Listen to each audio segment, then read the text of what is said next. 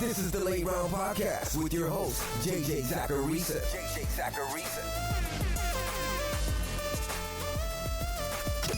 What's up, everyone? It's JJ Zacharisa, and this is episode 833 of the Late Round Fantasy Football Podcast, sponsored by FanDuel. Happy Friday, and thanks for tuning in. Before getting into the questions this week, I want to send another reminder about the Late Round Fantasy Football Patreon. For $10 a month, you get rest of season rankings and tiers, weekly rankings and tiers, live stream Q&As, and more. It's all month to month, so the commitment doesn't have to be a big thing.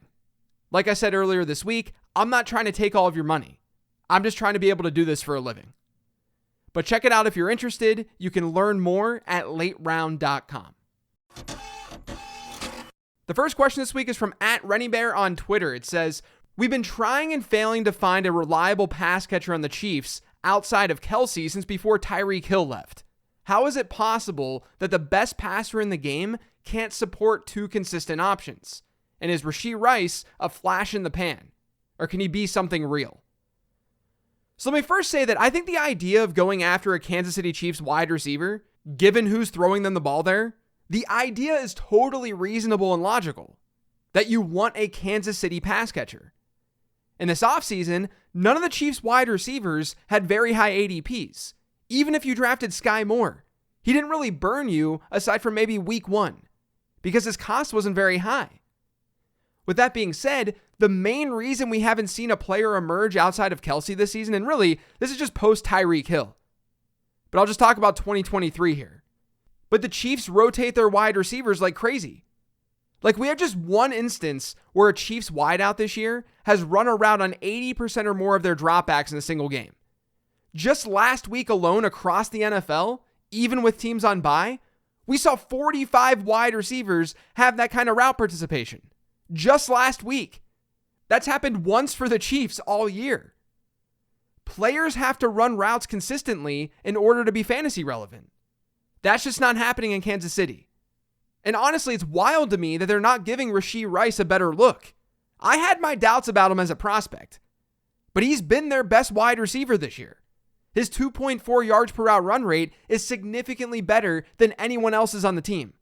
Justin Watson is the next wide receiver on that list at 1.7.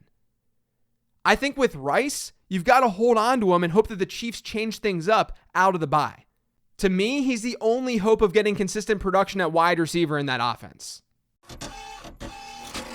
This next question is from Patreon. It's from Gaston. It says, "What can we expect from players like Dalton Kincaid and Trey McBride when veterans return from IR?"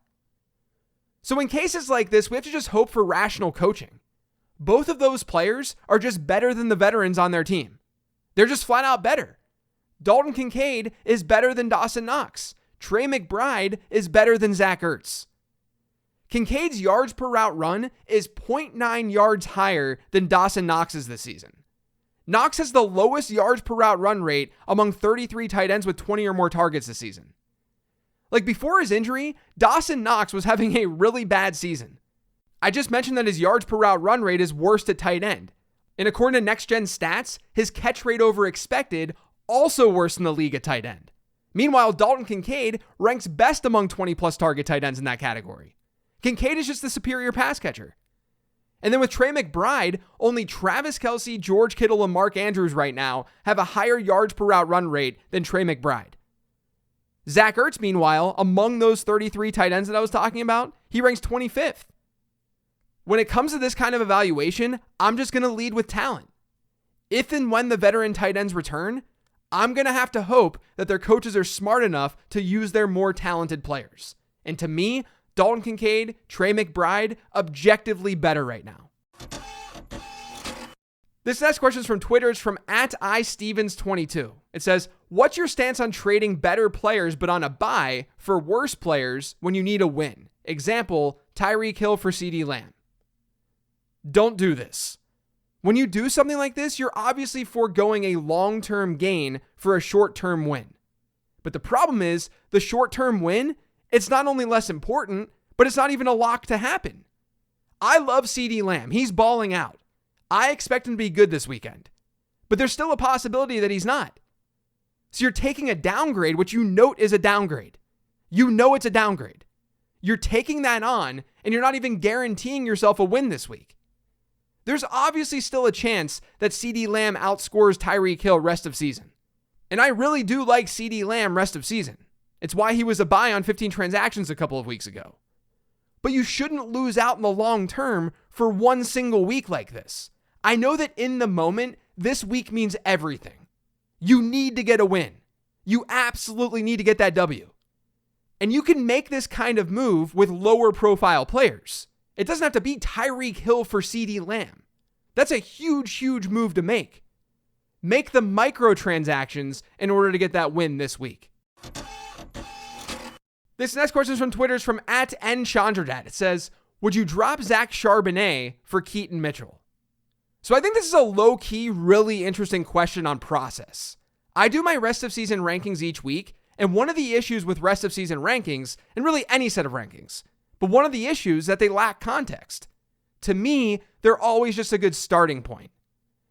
But there are going to be some teams who simply need handcuffs on their bench because they don't need immediate production whatsoever. In those cases, they can roster someone like Rico Dowdle. But in rest of season rankings, do I put someone like Dowdle ahead of someone like Devin Singletary?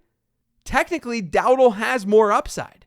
If Tony Pollard gets hurt, we'd probably be starting Rico Dowdle over Devin Singletary, even if Dameon Pierce is out, because the Texans' run game has been iffy, and the Cowboys have some juicy matchups upcoming. But Singletary clearly has the better rest of season projection. There are some instances, though, where you might want to roster Dowdle over Singletary. I'd say it's usually Singletary, but you get my point. It's sort of like that for Keaton Mitchell versus Zach Charbonnet. I think without injuries, Mitchell has more intrigue than Zach Charbonnet because of his big playability and the fact that his competition is Gus Edwards and Justice Hill. I do think there are plenty of red flags to Mitchell's profile still. For the record, he's on a team with a mobile quarterback. They're going to regress a little bit offensively with how they score their touchdowns, and Mitchell's not necessarily built for a massive workload. I'm just looking at the upside case here, which is essentially Keaton Mitchell being a Devon Achane light. The thing is, though, if Kenneth Walker was hurt, Zach Charbonnet will be ranked as an RB1 in fantasy football, or a fringe RB1. So depending on how you're looking at this, some might consider Mitchell having more upside in fantasy football. There's so much unknown there, and he really flashed in week 10.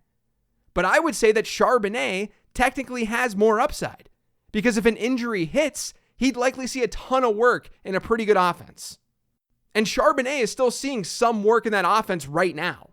He might be a viable flex play at times, even without a Walker injury. So I do lean Zach Charbonnet here because I think that he's the better player. And I do think the upside case favors Charbonnet. People might disagree with that process. People might disagree with the idea of factoring in injury like that. But that's part of the game to me. Football is a violent game and injuries happen. It's why we're rostering handcuffs all the time. But this one's pretty close if we're being honest. I can make a case either way. I just think it's easy to ignore the injury upside case.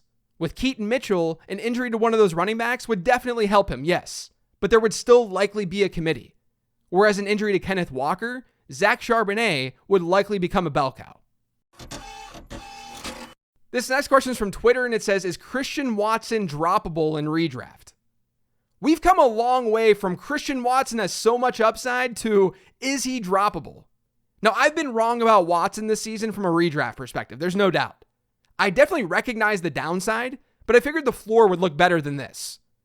But I also think the situation is just worse than what most expected, even with this change at quarterback, at least of late. The truth is, though, Christian Watson's peripherals, I know you're rolling your eyes right now, but his peripherals have really not been horrible. I know no one wants to hear that, but it's the truth. He's played meaningful snaps in 4 games this year. He's hit a 20% target share in 2 of those games. Since week 5, which is when he started seeing more work in that offense out of his injury, since week 5, he's 11th in the NFL in air yards per game.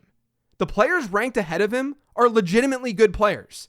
Garrett Wilson, Stephon Diggs, A.J. Brown, CeeDee Lamb, DeAndre Hopkins, Chris Olave, Brandon Ayuk, George Pickens, Jamar Chase, and Amari Cooper. That's it. Right below him is Keenan Allen and Tyreek Hill. That's a plus. He's getting those downfield looks. Now, he hasn't been amazingly efficient because he's not converting on those looks. But his 1.59 yards per route run rate, it's fairly average among 20-plus target wide receivers. It ranks in the 45th percentile. Do I think that Christian Watson's an easy player to start right now? Of course not. Do I think there are wide receivers or players in general on the waiver wire who possess these kinds of peripherals? In leagues with 12 teams or more, I don't think that's the case. Maybe in a 10-teamer, probably in an 8-teamer. But in your normal 12-team league, Watson is still a better stash than what's out there more than likely. Now, I don't think the median outcome for Watson moving forward this season is that he's going to find your lineup week in and week out. I just don't think that's the case. But I also don't think that's the case for most stashes. He at least has good peripherals, or decent peripherals.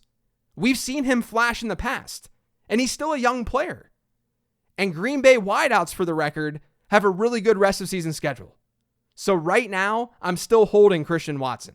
I'm just not starting him very confidently. This last one's from @Kaio_Rary on Twitter, and it says, on today's trend show, you mentioned Mattison could be trending up if he sees the volume from the beginning of the season again. But doesn't Josh Dobbs being super mobile potentially take that upside away? Love the show. Shout out from a Brazilian fan. I love my listeners from Brazil. They're absolutely the best. But first off, I don't know if I would call Josh Dobbs super mobile. Super mobile to me is like Jalen Hurts or Lamar Jackson. Players who are averaging 9 to 10 rush attempts per game. Or Justin Fields. Josh Dobbs is at 6 rush attempts per game this year. For context, Trevor Lawrence is at 5.3. I don't think anyone is downgrading their running backs. Keep in mind, too, that the mobile quarterback thing, it's a bigger deal for pass catchers than it is running backs. Dobbs might steal some goal line work, yes. But I don't view Dobbs the same way that I would view someone like Jalen Hurts at the goal line. I made a video for FanDuel this week, and it was posted on social media. And the responses to me are exactly why Alexander Mattison is a buy. People were trashing Mattison. And I don't think Madison's this special running back. But 85% running back rush shares and 12.5% target shares don't grow on trees. In fact, the only running backs averaging those numbers this season are Saquon Barkley and Josh Jacobs. And that's what Alexander Mattison was averaging without Cam Akers. And then there's the schedule component. The Vikings have one of the best running back schedules in the league from here on out. That's a nice added bonus. And keep in mind with Minnesota, they've been one of the pass-heaviest teams in football this year. Pass rate loosely correlates to how teams score touchdowns. Now, the Vikings have finally scored a couple of rushing touchdowns, but 91% of their touchdowns this season have come through the air. I do think that that's skewing our perception of the value of this backfield. Now, I'm not screaming from the rooftops that Alexander Mattison absolutely needs to be traded for, because I lead with talent evaluation first, and I don't think he's this amazing running back. But there are so many people out there who think that he's dust, that he's terrible. And I'm just reminding people that, number one, the volume could be there. I hope that Ty Chandler gets a fair shot. I really like Ty Chandler as a player. But volume is likely to favor Alexander Mattison. Number two, Josh Dobbs looked more than competent last week, so Minnesota should have some scoring opportunities. Number three, the schedule is great. And number four, people hate Alexander Mattison. That's always a key part to these buy transactions. But I'm not very concerned about Josh Dobbs being a mobile quarterback and that dramatically impacting Mattison. If anything, it's going to hurt a player like Jordan Addison more. But we already knew that when Cousins went down.